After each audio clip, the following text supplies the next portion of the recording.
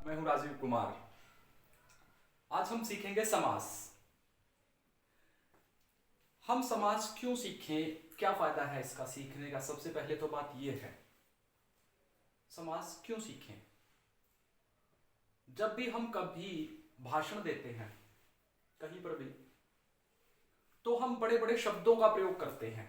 जैसे हम ये नहीं कहते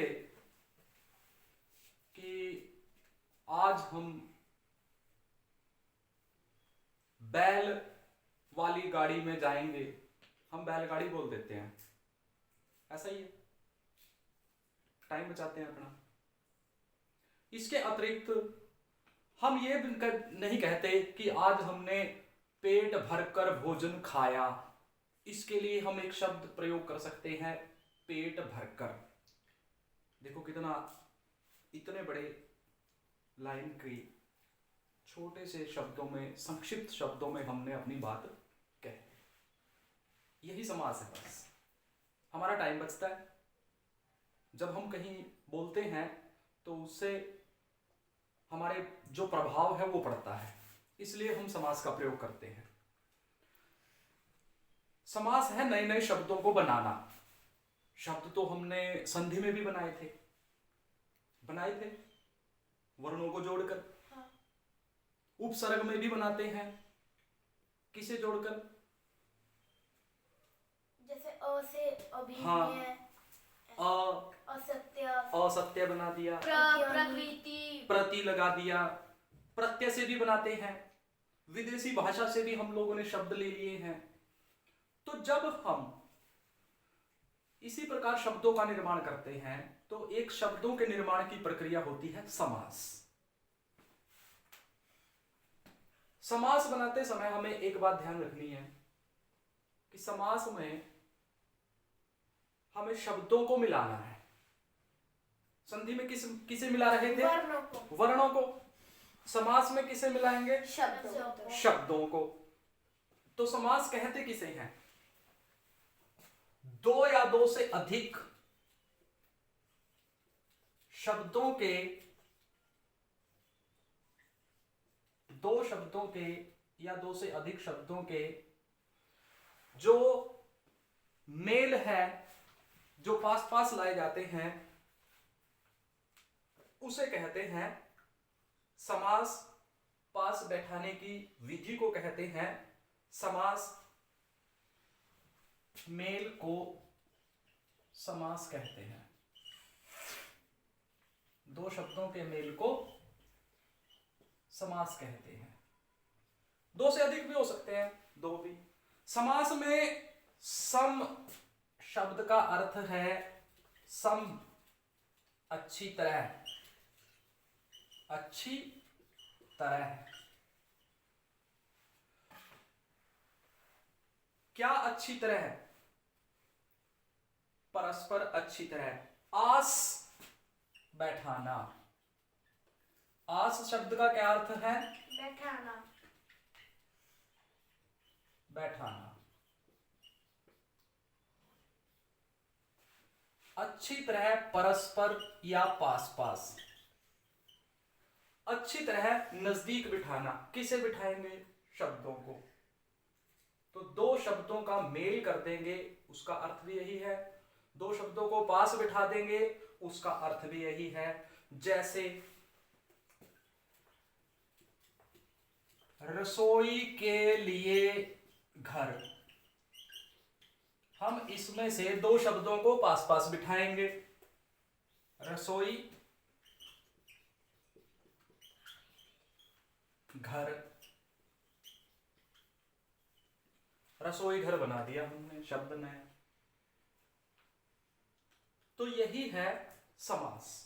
नए नए शब्द बनाएंगे, यही समास है। समास में कितने पद हैं इसमें? अच्छा, पद और शब्द दोनों में अंतर है। पद कहते किसे हैं? याद होगा, शब्द किसे कहते हैं? वर्णों का सार्थक समूह। और पद वही शब्द जब लाइन में लग जाए, पंक्ति में लग जाए, वाक्य में लग जाए, तो वो पद कहलाएगा। जैसे यहां पर यह समास लिखा हुआ है अकेला, यह है शब्द, और इस लाइन में इसी समास को क्या कहेंगे? पद। पद। अकेला था तो शब्द था, वाक्य में लग गया, जुड़ गया, तो पद कहलाएगा। एक समास में दो पद होते हैं, एक ये रहा, एक ये रहा। ये कौन सा पद है? पहला पद। ये कौन सा पद है? दूसरा। दूसरा पद। पहले पद को कहेंगे पूर्व पद, पूर्व पद। दूसरे को कहेंगे उत्तर पद। समास में कितने पद होते हैं? दो। कौन कौन से? पूर्व पद, उत्तर पद।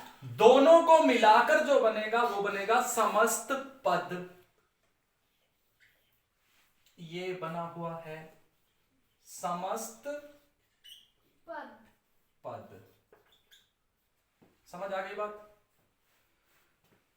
पूर्व पद, उत्तर पद, दोनों को मिलाकर समस्त पद। और इस समस्त पद को बनाने की प्रक्रिया समास। हम इस समास को अलग भी कर सकते हैं। अगर मैं इन दोनों को, रसोई घर को अलग अलग करूं और ये लिख दूं रसोई के लिए घर, इसे कहेंगे समास विग्रह। समास का विग्रह कर दिया। समझ आ रही है बात? दोबारा से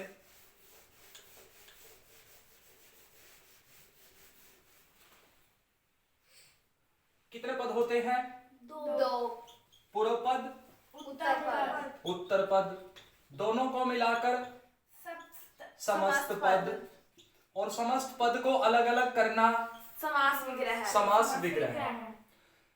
जब हम समास बनाते हैं तो हम चार प्रकार से समास बनाते हैं। कई विद्वान 6 भी मानते हैं, अर्थात समास के भेद। समास के भेद हैं, कई विद्वान मानते हैं 4 और कई विद्वान 6 मानते हैं। 6 किस प्रकार से मानते हैं वो अभी बताता हूं आपको। समास के भेद कितने हैं? 4। पहला अव्ययी भाव, दूसरा तत्पुरुष समास। पहला, अव्ययी भाव। दूसरा तत्पुरुष समास, तीसरा द्वंद्व समास, चौथा बहुव्रीहि समास, बहुव्रीहि समास। व्रीहि समास। अब जो दो समास हैं उनके नाम, एक का नाम है द्विगु समास और दूसरे का नाम है कर्मधारय समास, जिसे विद्वान तत्पुरुष समास के अंतर्गत ले लेते हैं। कर्मधारय समास और द्विगु समास, इन दोनों को विद्वानों ने तत्पुरुष समास के अंतर्गत समाहित कर लिया है। समास हैं 4, 2 और मिला देते हैं, कुल मिलाकर होते हैं 6 हैं। समास के भेद कितने?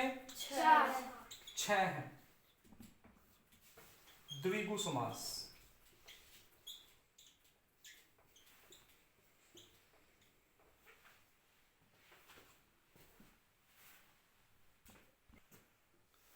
अब परिभाषाओं के आधार पर मैं इसको संक्षिप्त करता हूं, संक्षिप्त कर रहा हूं। जो इसका विवरण है वो बाद में बताऊंगा। अव्ययी भाव समास, जिसमें प्रथम पद प्रधान हो। तत्पुरुष समास, जिसमें उत्तर पद उत्तर पद प्रधान हो। द्वंद्व समास जिसमें दोनों पद प्रधान हो, दोनों पद प्रधान हो। बहुव्रीहि समास जिसमें कोई भी पद प्रधान न हो, कोई भी पद प्रधान न हो, या ये भी कह सकते हैं अन्य पद प्रधान हो। देखिए परिभाषा कितनी आसान रहेगी। प्रथम पद प्रधान, उत्तर पद प्रधान, दोनों पद प्रधान, कोई भी पद प्रधान नहीं है, बहुव्रीहि समास। कर्मधारय समास जिसमें पहला पद विशेषण हो, पहला पद विशेषण। द्विगु समास जिसमें पहला पद के लिए हमने शब्द बनाया था पूर्व पद, पूर्व पद, पूर्व पद संख्यावाची हो, गिनती हो, संख्यावाची। अभी परिभाषाएं पूरी नहीं है, कहीं ना कहीं थोड़ी बहुत और कमी है, वो अब पूरी करेंगे जब हम इनको समझेंगे। जैसे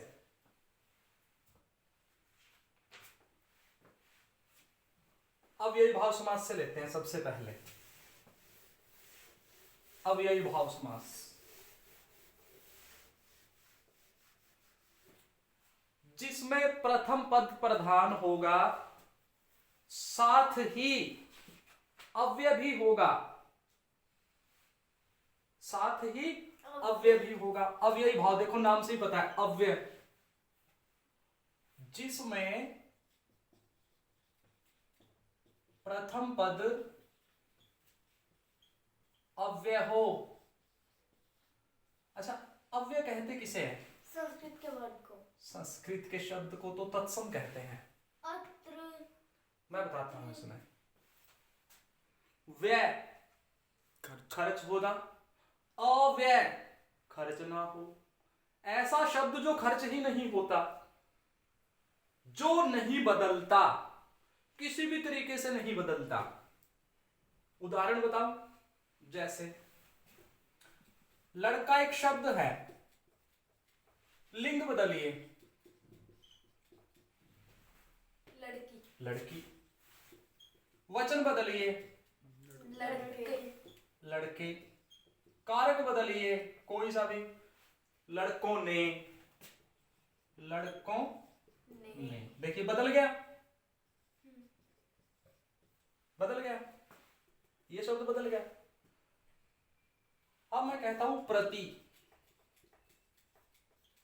लिंग बदलिए, वचन बदलिए, नहीं बदल सकते। कारक बदलिए, नहीं बदलेंगे। तो जो शब्द कभी नहीं बदलता वो अव्यय होता है। जो शब्द कभी नहीं बदलता अव्यय। अव्यय किसके कारण? लिंग, वचन, कारक और काल के कारण जो नहीं बदलते वो अव्यय होते हैं। तो इसमें पहला पद है अव्यय, तो प्रति से जो शब्द बनेगा वो अव्ययी भाव होगा। प्रति से जो शब्द बनेगा वो अव्ययी भाव समास होगा। तो प्रति से शब्द बनाते हैं प्रतिदिन, विग्रह करते हैं इसका, प्रतिदिन। विग्रह करिए, विग्रह बताया था पहले भी, क्या विग्रह बनेगा? हर दिन, प्रतिदिन, हर दिन या दिन दिन। प्रतिदिन का विग्रह क्या किया? दिन दिन या हर दिन। तो प्रारंभ में क्या है? प्रति, अव्ययी भाव समास। यथाशक्ति, शक्ति के अनुसार, शक्ति के अनुसार, शक्ति के अनुसार। यथा अव्यय है तो इसलिए अव्ययी भाव समास। भरपेट, विग्रह करिए, पेट भरकर, पेट भरकर, पेट भरकर, भरकर। कभी कहा है पेटो भरकर, पेटे भरकर, पेटियां भरकर, आज मैंने भोजन किया पेटियां भरकर। पेट भरकर। पेट भरकर, भरकर। तो ये जो शब्द है भर, यहां पर अव्यय है और अव्यय होने के कारण समास हुआ अव्ययी भाव। अव्ययी भाव समास। विग्रह करेंगे ना तभी पता चलेगा, बगैर विग्रह करे आप नहीं बता सकते कौन सा समास है। अच्छा, एक समास है घर घर, यही घर घर। घर, कि वो जो लड़का है वो घर घर फिरता है। हर घर। हर घर, घर घर, हर घर। इस समास की पहचान देखते हैं। इस समास की पहचान है, एक तो इसमें प्रतिशब्द मिलेगा, एक यथा, भर। भर, आ भी मिल सकता है, घर। और एक बे, बेखटके, बेखटके, बेफायदा, बेशक। दूसरा, दोनों एक ही शब्द दो बार आ जाएगा इसमें। देखो घर घर। आगे जी, समास कौन सा हुआ? अव्ययी भाव। अव्ययी भाव। पहचान हो गई, पहला पद प्रधान और पहला पद अव्यय। जिस समास में पहला पद प्रधान भी होगा और पहला पद अव्यय होगा वो अव्ययी भाव समास होगा। पहला पद प्रधान भी होगा और अव्यय भी होगा, अव्ययी भाव समास। इसके बाद तत्पुरुष समास। इसके बाद तत्पुरुष समास। तत्पुरुष ऐसा समास जिसमें कारक की विभक्तियों का लोप हो। कारक की विभक्ति जिसमें से गायब है। कारक की विभक्ति चिन्ह, विभक्ति चिन्ह का लोप। कारक की विभक्ति चिन्हों का लोप होगा। जैसे उदाहरण देते हैं, रसोई घर, रसोई के लिए। ये समास है। इसमें दो पद हैं, पूर्व पद उत्तर पद। विग्रह करो। रसोई के लिए घर। रसोई के लिए घर। कारक आते हैं, कर्ता ने, कर्म को, करण से, संप्रदान के लिए, अपादान से अलग, अधिकरण में, पर। सही है? हाँ। कितने होते हैं? 8। लेकिन इस तत्पुरुष समास में 6 हैं। कारक चिन्ह गायब है। पहली और 8वीं विभक्ति नहीं है, अर्थात कर्ता नहीं है और संबोधन नहीं है। तो बताइए, के लिए मिल गया, कौन सा कारक है? कर्ता ने, कर्म को, करण से, संप्रदान के लिए। तो ये संप्रदान तत्पुरुष है। संप्रदान तत्पुरुष। अच्छा, राजपुत्र, विग्रह करते हैं। हाँ, राजा का पुत्र, राजा का पुत्र। क्या गायब था इसमें? का। कर्ता ने, कर्म को, करण से, संप्रदान के लिए, कौन सा है? संबंध कारक। का, के, की, रा, रे, री, संबंध कारक। समझ आ रहा है? उदाहरण एक दो और देखते हैं इसका। ऋण मुक्त, ऋण मुक्त, ऋण से मुक्त, ऋण मुक्त, ऋण से मुक्त।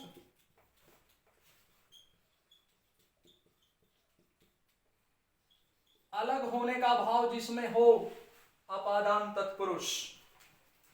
ऋण मुक्त, अपादान तत्पुरुष। अपादान तत्पुरुष। अपादान क्यों कहा? से आ गया था। कर्ता ने, कर्म को, करण से भी तो कह सकता था मैं। से मैंने इसलिए कर्ण से कर्ण कर्ण कारक में साधन का प्रयोग होता है। पेन से लिखना, हाथ से लिखना, साधन है पेन, साधन है हाथ, लेकिन यहां पर अलग हो रहा है, वो ऋण से मुक्त हो रहा है, ऋण से अलग हो रहा है, तो अपादान तत्पुरुष। इसी प्रकार कुल मिलाकर जितने कारक, 8 कारक में से 2 छोड़ दें तो उतने ही समास तत्पुरुष के भेद हैं। तत्पुरुष समास के 3 अन्य भेद और हैं जो विद्वानों ने मान लिए हैं। कौन कौन से हैं, उनकी जो डिटेल है, उनकी जो विवरण है वो अभी बाद में बताऊंगा, पहले इनको थोड़ा सा संक्षिप्त रूप से पढ़ लेते हैं, समझ आ जाएगा। अच्छा, अवयवी समास में पहला पद अव्यय, प्रधान और अव्यय। तत्पुरुष समास में कारक की विभक्ति चिन्हों का लोप, कारक के विभक्ति चिन्ह इसमें गायब हैं। हाँ, अब समास लेते हैं इसमें तीसरा। आप इसको गिनती से कैसे भी लिख लीजिए, कोई फर्क नहीं है, याद होने चाहिए। तीसरा,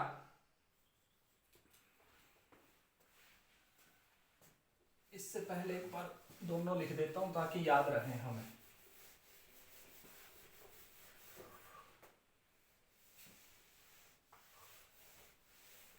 पहला अव्ययी भाव,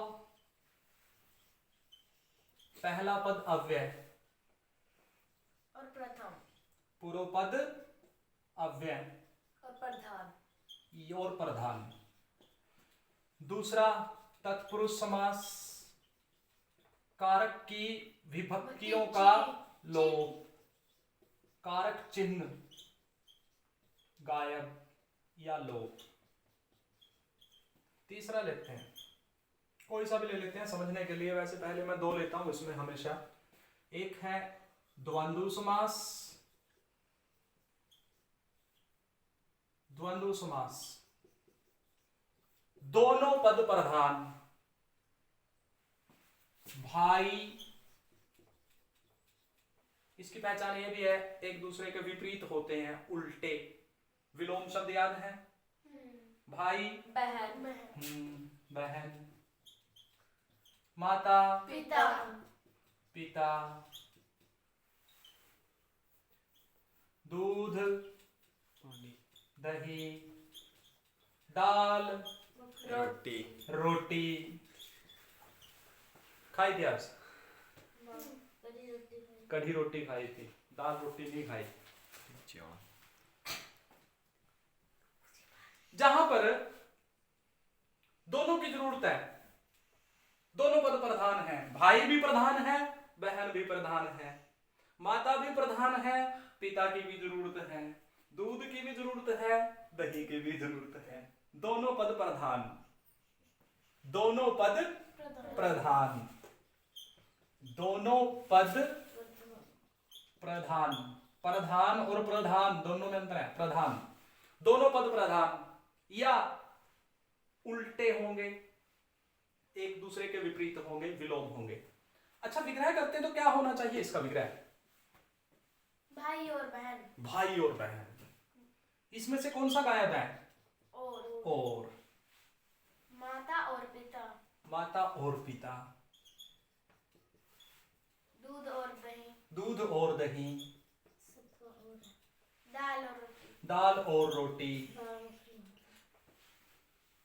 अगर मैं ये पूछूं लाइन में, पंक्ति में, कि आपके भाई स्कूल में आ रही है या बहन, भाई या बहन? बहन। अगर बहन आएगी, भाई या बहन। अब मैंने इसमें से और की बजाय या कह दिया, भाई अथवा बहन। कौन स्कूल में आ रहा है आपको? भाई और बहन दोनों। हाँ, आप तो कह रहे हैं भाई और बहन दोनों, इससे पूछा तो ये कह रहा है कि भाई या बहन, बहन। अच्छा, कल विद्यालय में आप परिवार में से माता या पिता को किसी एक को लेकर आएंगे, माता या पिता, और भी लगा सकते हैं या भी लगा सकते हैं। अथवा भी लगा सकते हैं। तो जब ये तीनों दोनों लगेंगे, इसमें गायब कौन कौन से हैं? और या अथवा तथा नहीं, बस ये तीनों। जिस पहचान है इसकी समास की, द्वंद्व समास की पहचान क्या है? और या अथवा, ये तीनों शब्द में से इनमें से ये इसमें गायब रहेंगे जब विग्रह करेंगे तो। या तो और गायब रहेगा, या गायब रहेगा, या फिर अथवा। जहां पर इस समास में जहां पर यह बताएगा कि या गायब हो, वहां पर समास होता है वैकल्पिक द्वंद्व। कौन सा समास? वैकल्पिक द्वंद्व। वैकल्पिक द्वंद्व। कौन सा समास? वैकल्पिक द्वंद्व। वैकल्पिक, विकल्प दे दिया, वैकल्पिक द्वंद्व।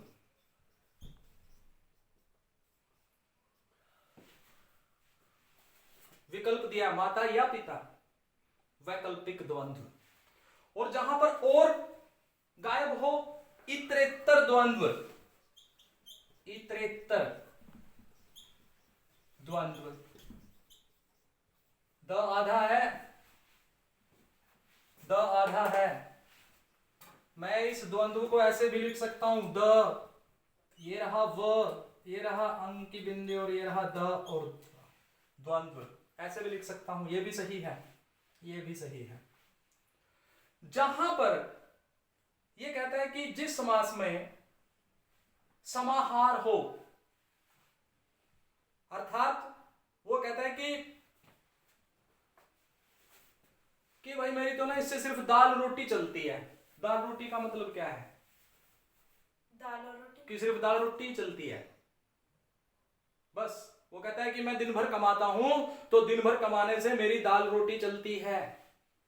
खाना पानी, खाना पीना सब कुछ आ गया उसमें, खर्चा आ गया घर का, अर्थात आजीविका आ गई। जब कोई अन्य अर्थ इस प्रकार से निकलता है जिससे पूरे समूह का बोध होता है, समाहार होता है, तो वहां पर आजीविका इसके लिए शब्द है। दाल रोटी के अर्थ अकेला दाल रोटी नहीं है कि मेरी दाल रोटी चलती है, इसका अर्थ हुआ आजीविका चलती है, घर का खर्चा चलता है। तो ऐसा समास कौन सा समास होता है? होता द्वंद्व का ही भेद है, इसे बोलते हैं समाहार द्वंद्व। समाहार द्वंद्व। दोबारा से बता रहा हूं, छोटी कक्षा के जो बच्चे हैं, विद्यार्थी हैं, उनके लिए केवल इतना बहुत है। द्वंद्व समास क्या पहचान है? भाई और बहन, या तो और गायब रहेगा, या अथवा गायब रहेगा। और या अथवा। और दूसरी पहचान क्या है? कई बार बोल देते हैं कि जिसके बीच में ये हो, योजक, लेकिन ऐसा नहीं है। हमने अव्यय भाव समास याद किया था, घर घर, उसमें भी लिख रखा था मैंने। हर बार ऐसा नहीं होगा, हर बार इसकी ये पहचान नहीं है। पहचान है या तो विपरीत होंगे, उल्टे सीधे, विलोम शब्द, और जब हम उनको विग्रह करेंगे तो उनके बीच में से और या अथवा गायब रहेगा। और गायब है तो इतरेत्तर द्वंद्व, या गायब है, लोप है, वैकल्पिक द्वंद्व, समाहार है तो समाहार द्वंद्व कहेगा। इसमें द्वंद्व समास दोनों पद प्रधान, दोनों पद प्रधान, दोनों पद प्रधान। लिख देता हूं, दोनों पद प्रधान। कौन कौन से पद इसमें से लोप हैं? और या अथवा। देखो भाई, द्वंद्व तो तभी होगा, मल्ल युद्ध तो द्वंद्व तो तभी होगा जब दोनों बराबर के होंगे, और बराबर के दोनों की जरूरत है। द्वंद्व तभी होगा जब दोनों की जरूरत होगी। द्वंद्व पता है ना? हाँ, तो तभी होगा जब दोनों बराबर होंगे। एक कमजोर होगा तो भाग ही ना जाएगा। तो वहां पर जरूरत है दोनों पद प्रधान की। द्वंद्व में दोनों पद प्रधान। द्विगु समास। द्विगु गिनती आती है, सुनाना। 1 2 3 4 5 6 7 8। ठीक है जी, ठीक है। लिख दो शब्द। नवरात्रि सुना है? नवरात्रों का समूह। नवरात्रि, नवरात्रे सुना है? क्या होता है? 9 रातों का समूह। 9 रातों का समूह। 9 रातों का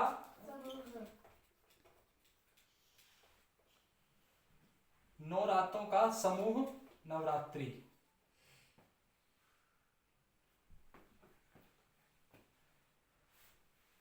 अच्छा, सप्ताह किसे कहेंगे? साप्ताहिक। सप्ताह 7 दिनों का समूह। शाबाश। सप्ताह 7 दिनों का समूह। 7 दिनों का समूह। दिनों का समूह। विग्रह कर लिया। अच्छा, अठन्नी किसे कहेंगे? देखी होगी अठन्नी। 8 आनों का समूह। शाबाश। 8 आनों का समूह। अच्छा, रुपया, रुपए में कितने आने होंगे फिर? रुपए में कितने आने होंगे फिर? 80 पैसे बच गए। अरे भाई, अठन्नी में 8 आने हैं तो रुपए में कितने आने होने चाहिए? 10। 10 आने कह रहा है। 100 आने कह रहा है। आप बताओ। 1 एक आना कह रहा है। अरे, अठन्नी में 8 आने हैं तो रुपए में कितने आने होंगे? 10 है। रुपए में रुपए ही होंगे। आने नहीं हो सकते। अच्छा, कितनी अठन्नी मिलकर 1 रुपया बनता है?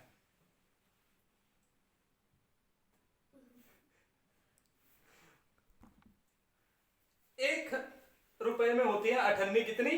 2। 2। तो 2 अठन्नियों में कुल कितने आने बने? 16। 16। तो 16 आनों का हो गया 1 रुपया। 16 आनों का कहते हैं ना कि इसने बात 16 आने सच्ची बोल लिया। 16 आने का मतलब 1 रुपया, यानी कि 100% सही। 16 आने। अच्छा, पंजाब बताओ फिर। पंजाब 5। विग्रह करो। पंजाब 5 शहर जिसमें नहीं 5 शहरों का समूह। बेटा, वो तो रुपए। पंज। 5 आब नदी, जहां 5 नदियों का समूह। 5 नदियों का समूह। अच्छा, सप्तऋषि। 7 ऋषि का समूह। 7 ऋषियों का समूह। अर्थात गिनती देखो इसमें। 7 8 5 5। जिस समास में पहला पद संख्यावाची हो, गिनती वाला हो, संख्यावाची हो। जिस समास में पहला पद गिनती वाला हो, संख्यावाची हो। लेकिन संख्या नहीं, संख्या के साथ ये भी देखना है समूह लिखा होना चाहिए। समूह, समूह लिखा हो। समझ रहे हैं बात? समूह लिखा होना चाहिए। अच्छा, 12 सिंगा बताओ। 12 सिंगों का समाहार समूह। 12 सिंगा। शाबाश, बताइए। जानवर का नाम 12 सिंह। 12 सिंगा। जिसके 12 सींग हो। अब ये कह रही थी 12 सिंगों का समाहार। अरे भाई, एक सिंग ले लिया बैल का, एक ले लिया गाय का, एक ले लिया हाथ उसका किसी भी जानवर का। इस तरह से मैंने 12 सिंग इकट्ठे कर लिए, तो वो 12 सिंगा हो जाएगा क्या? 12 सिंगों का समूह है। जिसके हाँ, 12 तो सींग हो। अगर 12 सिंग इकट्ठे पड़े हो कहीं पर तो तुम उसे 12 सिंगा कह दोगे। 12 सिंगों का समूह। 12 सींगों का समूह ऐसा जानवर नहीं होता बेटा, ऐसा जानवर जिसके 12 सींग हो। 12 सिंह का जानवर। 12 सींगों वाला जानवर 12 सींगा। अब ये समूह तो है नहीं, तो इसका मतलब हर बार गिनती भी द्विगु समास नहीं है। द्विगु समास कब होगा? जब समूह होगा साथ में। साथ में। समाहार भी कह सकते हैं इसको, समाहार। 7 दिनों का समाहार सप्ताह, 8 आनों का समाहार अठन्नी। समाहार अंग्रेजी में बोलते हैं ग्रुप, हिंदी में बोलते हैं समाहार, समूह। ऐसे शब्द जहां पर मिलते हैं द्विगु समास। समझ आ रही है बात? दोबारा से एक बार। अव्ययी भाव पहले अव्यय और अव्यय। तत्पुरुष समास कारक चिन्हों का लोप। द्वंद्व समास दोनों पद प्रधान और या अथवा का लोप। द्विगु समास पहला पद पूर्व पद संख्यावाची, पूर्व पद संख्यावाची, पूर्व पद संख्यावाची, संख्या बताने वाला। कर्मधारय समास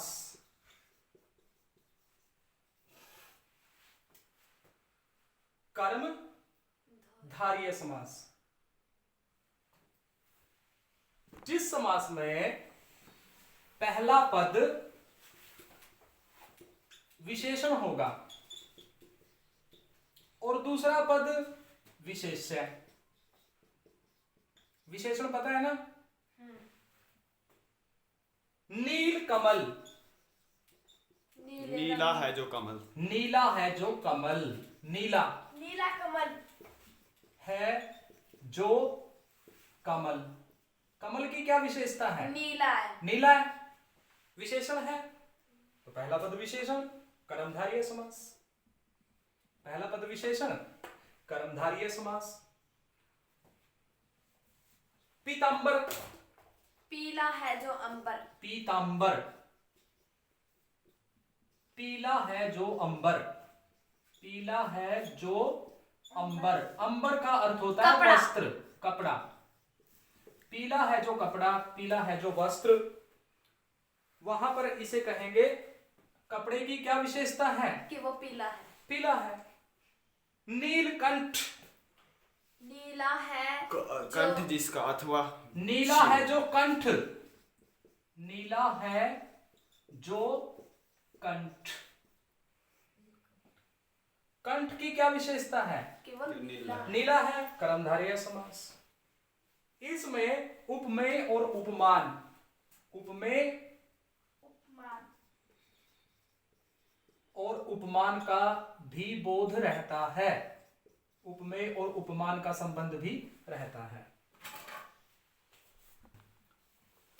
नीला है जो कंठ, नीला विशेषण किसका विशेषण है? कंठ का, नीलकंठ। अभी एक विद्यार्थी ने उसने आपने बनाया बेटे कि नीला है कंठ जिसका, है ना? अभी बनाया था ना ये पद। अगर यही बात आ जाए नीला है कंठ जिसका, अच्छा किसका कंठ नीला है? शिव जी। का। शिव। नीलकंठ, नीला है जिसका कंठ, नीला है कंठ जिसका जिसका। अगर जिसका शब्द आ जाएगा और अन्य शब्द आ जाएगा शिव, बहुरी, तब समास होगा बहुव्रीहि। अंतर समझ आया? हाँ। अगर हम कहते हैं नीलकंठ, नीला है कंठ जिसका, किसका? शिव का, तो बहुव्रीहि। नीला है जो कंठ कर्मधारी है। पीतांबर, पीला है जो अंबर कर्मधारी है। पीला है वस्त्र जिसका, किसके वस्त्र पीले हैं? कृष्ण। श्री कृष्ण जी के, तब बहुव्रीहि समास। दशानन, 10 है जिसके आनंद, 10 आनन, 10 है जिसके आनन, 10 है आनन जिसके, किसके आनन है 10? रावण, रावण। अन्य पद प्रधान हो गया। आनन अर्थात मुख, तो बहुव्रीहि समास, तो बहुव्रीहि समास। जहां पर अन्य पद प्रधान हो, अन्य पद प्रधान हो, अन्य पद प्रधान हो, अन्य पद प्रधान हो। अब मैं इस सारे में से पूछ रहा हूं आपसे, बताइएगा कि कौन सा इसका उत्तर आना चाहिए, सही सही बताइएगा। लाल मिर्च, लाल है जो मिर्च। कौन सा समास होना चाहिए? कर्मधारय। हाँ, लाल मिर्च। मिर्च की क्या विशेषता है कि वो लाल है, जहां पर विशेषण आएगा तो कर्मधारय समास। इसमें यह पूछ लिया गया है, त्रिनेत्र। तीन है नेत्र जिसके। त्रिनेत्र, तीन है नेत्र जिसके। जिसके, किसके? अर्थात शिव। अर्थात शिव, बहुव्रीहि समास। बहुव्रीहि। तीन नेत्रों का समूह, तीन हर बार गिनती, जहां पर समूह आएगा द्विगु द्विगु समास। गिनती, लेकिन गिनती में अगर अन्य अर्थ निकलता है बहुव्रीहि, अगर समूह आएगा तो द्विगु। तो द्विगु। समझ आ रही है बात? चंद्रमुख, चंद्र के समान मुख। हाँ, चंद्रमा के समान मुख। कौन सा समास? कर्मधारय। कर्मधारय। चंद्र मुख, मुख की क्या विशेषता है कि वो चंद्र के समान है, इसमें के समान भी आ सकता है। चंद्र के समान मुख। अच्छा, चंद्रमुखी, चंद्रमा के समान मुख वाली कोई अन्य स्त्री, बहुव्रीहि समास। विग्रह करने के बाद ही हम पे पता लग पाएगा कि ये समास का कौन सा भेद है। विग्रह करने के बाद पता चलेगा, अन्यथा नहीं पता चलेगा। अब ये समास समझ आ गए? कितने हैं? 6। कितने हैं? 6। अव्ययी भाव समास, पहला पद अव्यय, प्रति, यथा, भर, ये इसमें मिलेंगे। आ भी मिल सकता है, बे भी मिल सकता है, ये इसकी पहचान है। तत्पुरुष समास, दूसरा पद प्रधान, इसीलिए दूसरे पर लिख रखा है। दूसरा पद प्रधान होगा, कारक का लोप होगा। द्वंद्व समास, दोनों पद प्रधान होंगे, या और अथवा का लोप होगा। द्विगु, पहला पद संख्यावाची, साथ साथ समूह भी होना चाहिए, समाहार। कर्मधारय, पहला पद विशेषण, विशेष्य, उपमेय, उपमान के समान होगा। बहुव्रीहि, अन्य पद प्रधान होगा। समझ आया? अब इसके साथ बात कर रहे थे तत्पुरुष समास की, जिसके 3 भेद हैं, अन्य भेद। कौन कौन से हैं वो, उस पर चर्चा करते हैं एक बार। तत्पुरुष समास के 3 भेद हैं, नञ तत्पुरुष, अलुक तत्पुरुष, उपपद तत्पुरुष। नञ तत्पुरुष कहां पर होगा? जहां पर न लिख दिया गया होगा, न मना कर दिया गया होगा। जैसे अधर्म, जो धर्म नहीं है, न धर्म। समझ आ रहा है? अहित, जो हित नहीं है, मना कर रखा होगा। अपूर्ण, जो पूर्ण नहीं है। अपूर्ण, न पूर्ण, पूर्ण नहीं है। जहां पर न आ जाए, मना हो, जिसका अर्थ नन तत्पुरुष। अलुक तत्पुरुष, जिस समास में पहले पद की विभक्ति का लोप ही नहीं होता, पहले पद के साथ विभक्ति साथ में चलती है। जैसे मनसिज, मनस का अर्थ होता है मन में, ज का अर्थ है उत्पन्न, अच, मन में उत्पन्न, मनसिज, मन में, मन नस, मन में साथ में चल रहा है, में साथ में इसके, तो इसमें विभक्ति का लोप नहीं है, पहले पद के साथ ही है। वाचस्पति, वाचस्पति, वाणी का, वाचस का अर्थ है वाणी का, पति अर्थात स्वामी।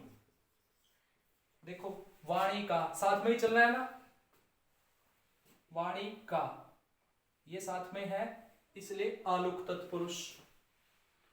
उपपद तत्पुरुष, जिस समास में उत्तर पद सार्थक है, उत्तर पद, दो पद हैं, पूर्व पद और उत्तर पद, उत्तर पद सार्थक है लेकिन अलग से प्रयोग नहीं होता। जैसे ज, अलग से प्रयोग कोई अर्थ नहीं है, लेकिन अगर मैं पहले पंख लगा दूं इसके, पंकज, अब ज का अर्थ आ गया पंख, कीचड़ में उत्पन्न, पंकज।